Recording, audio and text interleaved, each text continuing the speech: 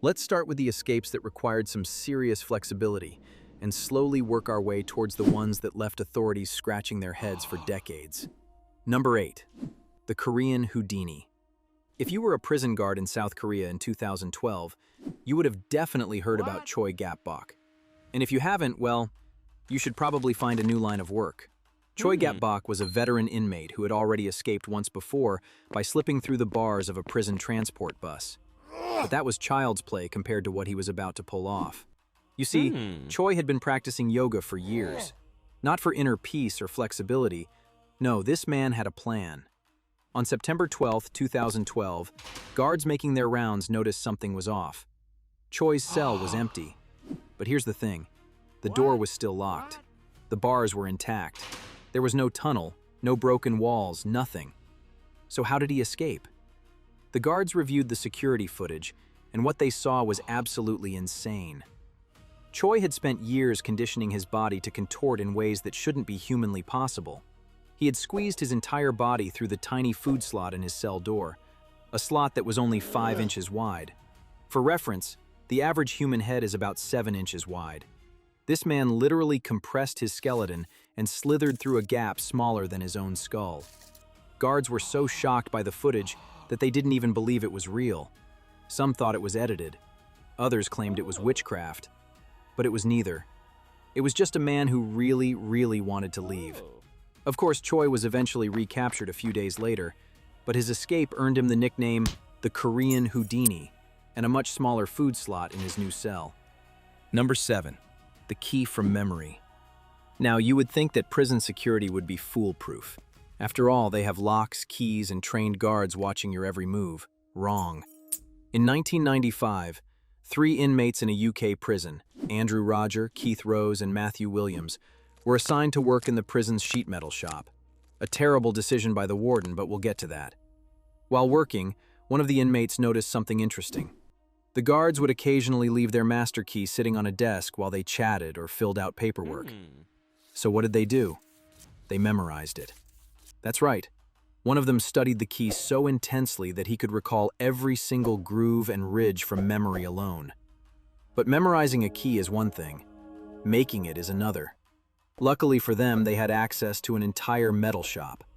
Over the course of several months, they quietly fabricated tools, a 25-foot metal ladder, and even a crude gun. But their masterpiece? A perfect replica of the master key. Now, I know this all sounds very impressive, but here's where things get even better.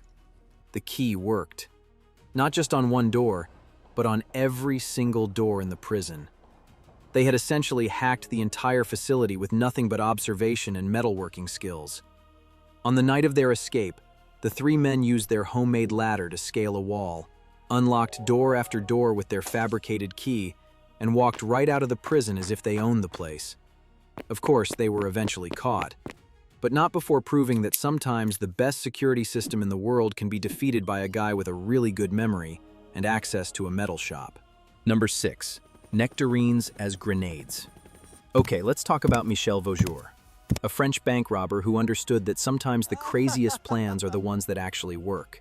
In 1986, Vaujour was locked up in a high-security French prison with seemingly no way out. But he had something most inmates don't: a very dedicated wife. Now, most wives would hire a good lawyer or maybe write letters to the parole board. Not Nadine Vaujour. She decided to learn how to fly a helicopter, because apparently that was the more reasonable option. But wait, there's more. While his wife was busy getting her pilot's license, Michel was in his cell painting nectarines black to look like hand grenades. I'm not kidding. The man turned fruit into fake explosives. On May 26, 1986, Michel used his fake nectarine grenades to threaten guards and make his way onto the prison roof. And right on cue, his wife swooped in with a hijacked helicopter and pulled him off the building like it was an action movie. They landed on a nearby football field, abandoned the helicopter, and disappeared into the streets of Paris. The entire escape took less than 5 minutes, and it was all thanks to some paint, a few nectarines, and a wife who was apparently more committed to the relationship than most of us could ever dream of being. Of course, Michel was eventually recaptured years later, but his escape remains one of the most cinematic and fruit-assisted breakouts ever recorded. Number 5. The Texas 7. With over 40 escapes happening every year in U.S. prisons, you would think authorities would have seen it all. But on December 13, 2000, 7 inmates at a Texas facility proved that sometimes all you need is coordination, deception, and a lot of audacity.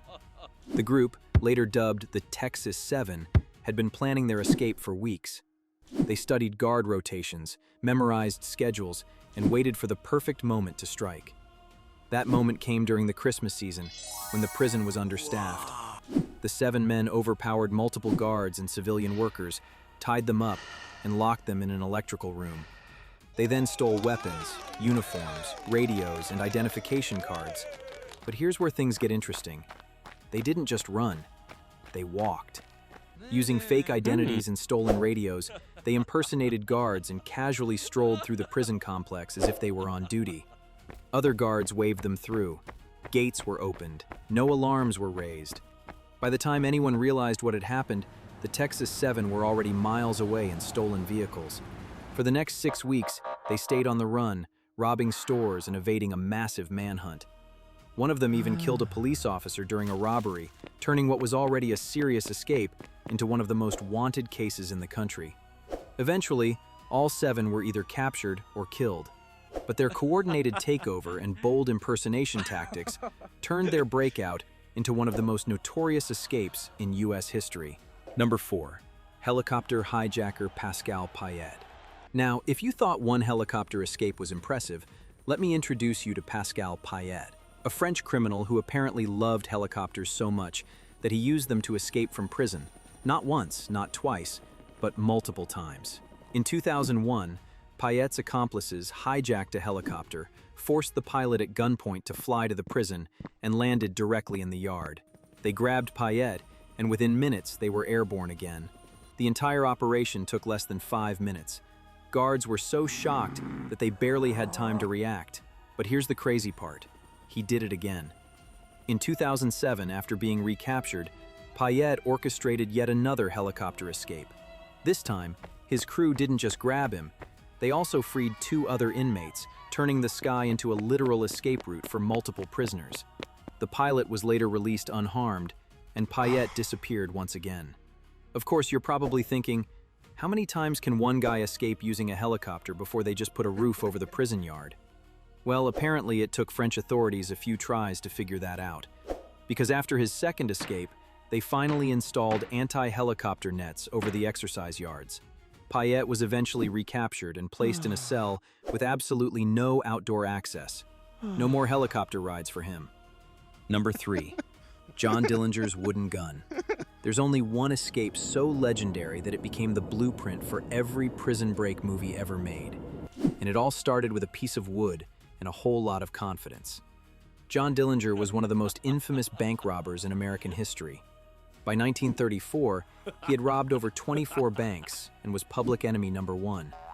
When he was finally captured and placed in the Crown Point jail in Indiana, authorities declared it escape-proof. The facility was heavily guarded, had steel bars, and was considered one of the most secure jails in the country. But Dillinger had other plans. Using a razor blade and a piece of wood, he carved a fake pistol.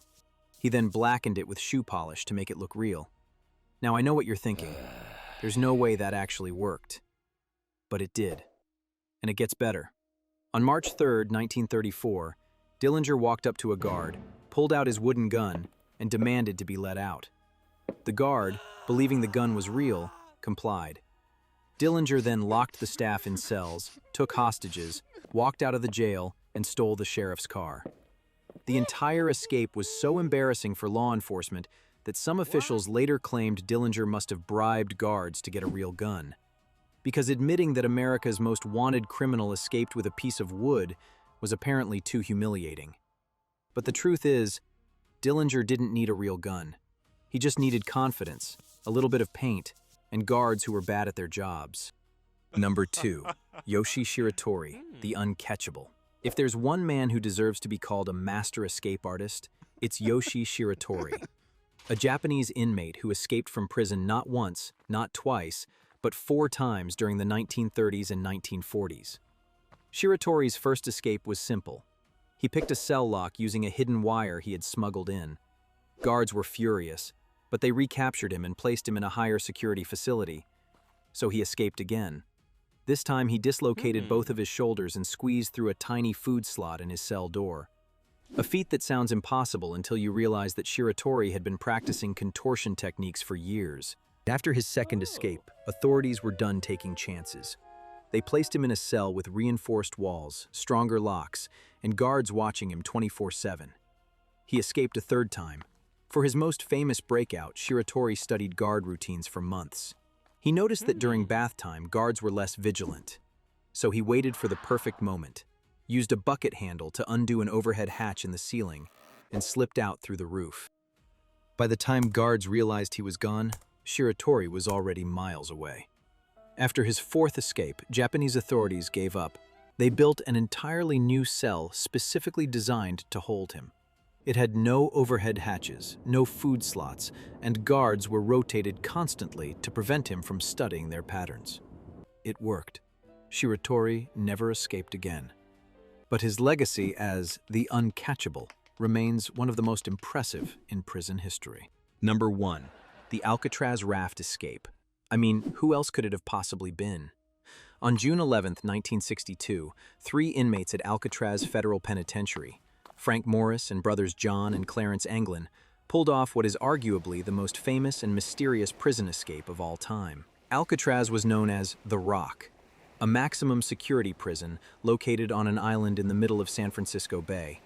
It was surrounded by freezing water, strong currents, and sharks. Authorities declared it escape-proof. But Morris and the Anglin brothers had other ideas. For months, they used improvised tools made from spoons and other scraps to dig through the ventilation ducts in their cells. To hide the damage, they created fake walls out of painted cardboard that looked identical to the real thing.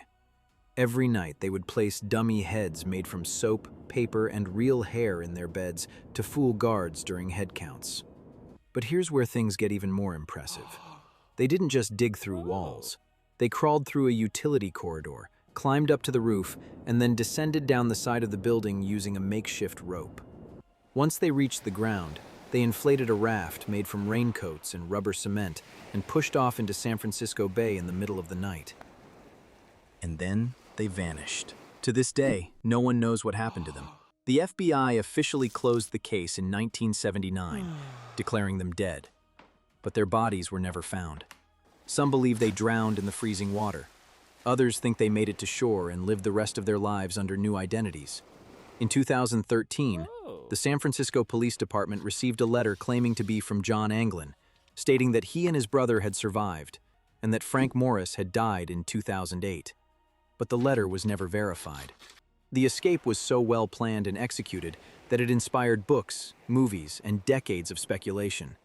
And with no definitive proof of their fate, the Alcatraz escape remains one of history's biggest prison mysteries and the craziest breakout ever recorded.